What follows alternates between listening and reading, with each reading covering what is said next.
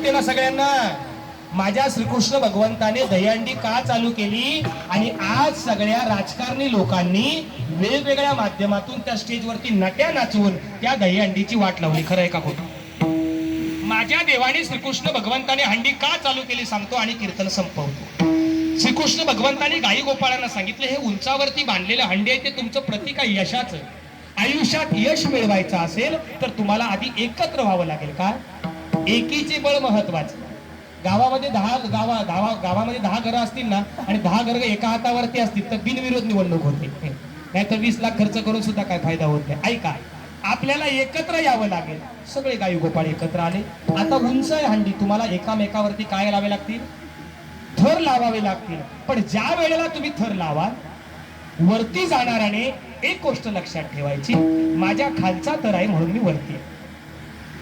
श्रीकृष्ण भगवंताने गोपाळांना ही शिकवण दिली, तुम्ही आयुष्यात कितीही मोठे व्हा पण तुमच्या पायरीशी कोणतरी आहे म्हणून तुम्ही मोठे आहात. एखादा मुलगा डॉक्टर होतो, इंजिनियर होतो, वकील होतो आणि आई वडिलांना नको नको ते बोलतो, पण त्या आई वडिलांनी तुला लहानाचं मोठं केलं हे तू विसरलास म्हणजे तू माणूस आहेस का? नाही ना.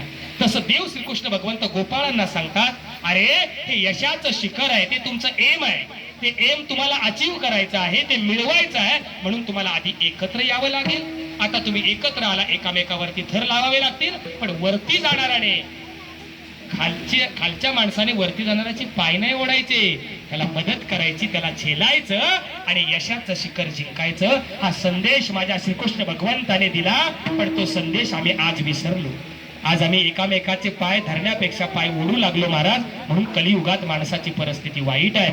माझ्या देवाने हंडी बांधली आणि ते यशाचं शिखर प्राप्त करण्यासाठी गाई गोपाळांना एकत्रेचा संदेश दिला, एकीचं फळ काय ते सांगितलं आणि एकमेका सहाय्य करू अवघे धरू सुपंत हा संदेश माझ्या हंडीतून माझ्या देवाने सगळ्या गाई गोपाळांना दिला. पण काला हे केलं जाणारं कर्म कुठेही करता येत नाही.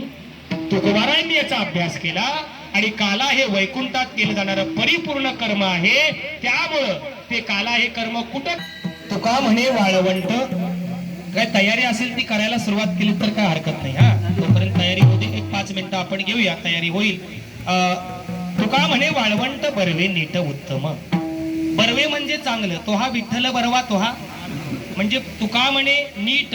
इथे किती अक्षरं तुकोबारायांनी वापरली बघा. नीट म्हणजे सुद्धा आपण म्हणतो ना एखाद्याला करे नीट बस रे, नीट म्हणजे सुव्यवस्थित. तुका म्हणे नीट, तुका म्हणे वाळवंट बरवे नीट. बरवे म्हणजे चांगले, नीट म्हणजे सुव्यवस्थित आणि उत्तम. बरवे नीट उत्तम. उत्तम म्हणजे सगळ्यात परिपूर्ण. 3 उपमा दिल्या तुकोबारायांनी. म्हणजे वाळवंटात केले जाणारं कर्म काल्याचं महत्वाचं का? कारण वाळवंटामध्ये केलेल्या कर्माचा अंश शिल्लक राहत नाही. काला हे कर्म आहे त्याचा अंश शिल्लक राहता कामा नये. तो आपल्याला मिळाला की आधी स्वतः पटकन खायचा, दुसऱ्याला द्यायचा नाही. बरोबर हो म्हणतात, भूक लागली आहे. मगातपासून काय सांगतोय?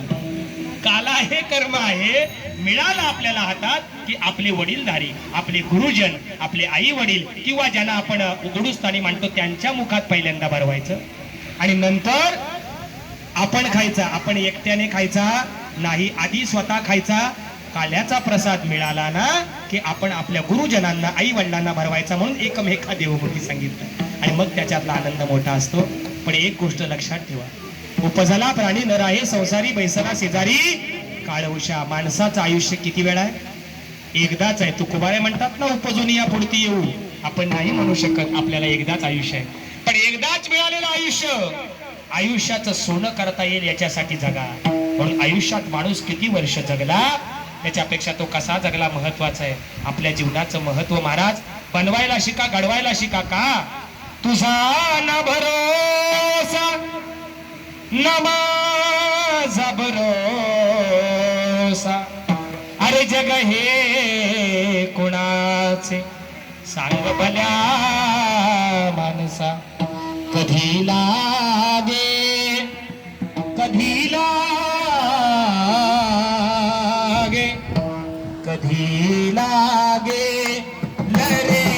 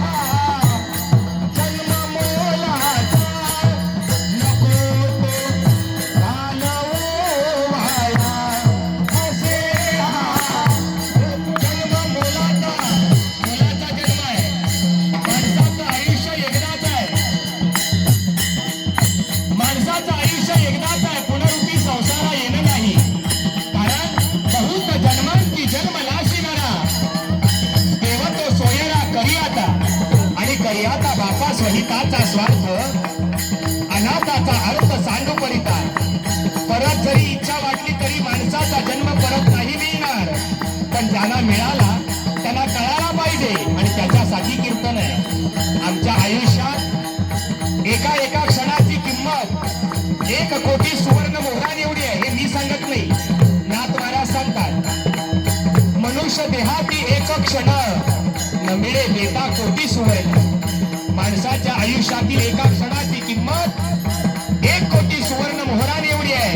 आणि आपण उद्या आयुष्यात असे किती दिवस वाया घालवतो.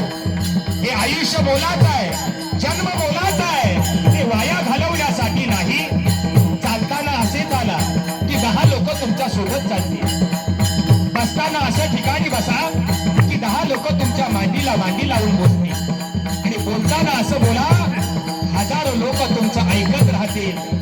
आणि ज्या दिवशी या जगातून आपण निघून जाऊ ना, तेव्हा तुमचं काम असं करा की हजारो लोकांच्या डोळ्यात अश्रू असतील. कारण मरावे परी कीर्ती रूपी उडावे, मरावे परी कीर्ती रूपी उडावे. या सद्गतीने जो जगतो ना, त्याचं आयुष्य परिपूर्ण आहे. आयुष्यात तिघांचे उपकार महत्वाचे आहेत. उपकार नंबर 1 देवाचे, कारण देवाने आईच्या गर्भात 9 महिने 9 दिवस सांभाळलं. उपकार नंबर 2 आई वडिलांचे. तुका म्हणे माय बापे अवघी देवाचीच रूपे. आई वडील म्हणजे देव आहे. आई वडील म्हणजे देवाचे अवतार आहे. आई वडिलांना केलेला 1 नमस्कार 33 कोटी देवांना जाऊन पोचतो. म्हणून आजपासून सकाळी उठल्यावर रात्री झोपेपर्यंत एकदा तरी त्या आई वडिलांच्या पोटी जन्म घेतला ना, त्यांना एकदा तरी नमस्कार करा. देव तुम्हाला भरभरून आशीर्वाद देईल. उपकार नंबर 1 देवाचे, उपकार नंबर 2 आई वडिलांचे आणि उपकार नंबर 3 साधू संतांचे. कधीच विसरू नका. कारण संतांनी काय केले, स्वतःचा देह चंदनासारखा झिजवला आणि माझ्या जगाचं कल्याण केलं. म्हणून तिघांचे उपकार कधीच विसरू नका. जाता जाता एवढंच सांगेल. आणि या हास्य हरी कीर्तन नृत्य सेवेचं नियोजन करणारे तुम्ही सगळे गुणीजन श्रोते मंडळी वेगळे भुजनेवारी. मोठा सप्ताहाचा उत्सव आहे. कविराज झावळे महाराजांसारखा महान वक्ता या ठिकाणी काल रात्री येऊन गेला आणि त्या सांगता कार्यक्रमाची माझ्यासारख्या छोट्या कीर्तनकारावरती होती. पण बोलण्याच्या ओघामध्ये एखादं चुकीचं अक्षर गेला असेल तर मला परत करा. आणि जेवढा काही चांगला सांगण्याचा प्रयत्न केला असेल ते आमचे गुरुवर्य जनार्दन महाराज आमरे आणि ज्यांच्या हातून मला मार घालायला मिळाले ते वयाच्या 96 वर्ष कीर्तन करणारे, महाराष्ट्रात ज्यांचा 2 नंबर लागतो संप्रदायामध्ये, 1 नंबर वक्ते महाराज आणि 2 नंबर वैकुंठवासी नामदेव आप्पा शामगाव यांच्या पवित्र हातून तुळशीची माळ घेतल्यानंतर आज 10 वर्षात 950 कीर्तन, 2 राज्यस्तरीय पुरस्कार आणि तुमच्यासारख्या माता भगिनींचा आशीर्वाद. आणि म्हणून धन्य ती मानी ना आपुले संची राहिलीचं प्रीत तुझ्या नावी. पण जिथं पिकतं तिथं विकत नाही दादा. पण मी स्वतःचं अस्तित्व पाकिटापेक्षा कीर्तनातून समजावून सांगतो. आणि म्हणून मला आज रोज कीर्तन आहेत महाराज. असो, तुमच्या सगळ्यांच्या आशीर्वादाने या वेहेळे गावामध्ये, या वाडीमध्ये, भोजने वाडीमध्ये पहिल्यांदा आलो. नितीन दादांनी मला गेले 8 दिवस संपर्क केला आणि जनार्दन महाराज आंबळे आमच्या गुरुवर्यांची सेवा मला करायला मिळाली. हेही मी माझं परमभाग्य समजतो. पुनश्च एकदा, जे चुकलं असेल ते माझं आहे आणि जे चांगलं असेल ते देवाचं आहे. कारण माणसाचा जन्म किती वेळा आहे? एकदाच आहे.